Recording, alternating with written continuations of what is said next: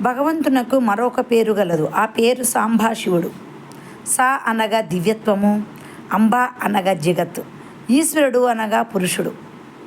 ప్రకృతి పురుషుల దివ్యమైన సంబంధ బాంధవ్యమే ఈశ్వరత్వం. సాంబశివుడు పదమునకు అర్ధనారీశ్వరుడని మరొక అర్థం. ప్రకృతి అంతయు భగవంతునిలోనే ఏకమై ఒక అర్థభాగంగా. ప్రకృతి చైతన్యము వ్యర్థమైనది కాదు. అహంకారపరమైనప్పుడు వికృతంగా ఆత్మపరమైనప్పుడు సుకృతంగా రూపొందుతుంది. ఈశ్వరునకు మరొక పేరు గలదు. యోగశిఖ అని అంటారు.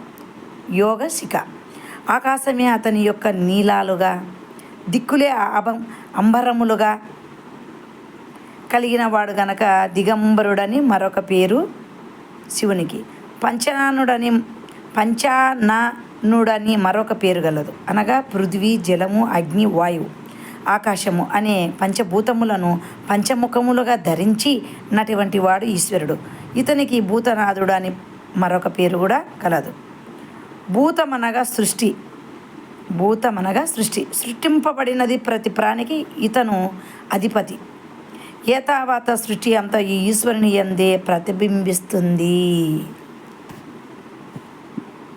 ఈ కథ మీకు నచ్చినట్లయితే లైక్ చేసి సబ్స్క్రైబ్ చేయండి.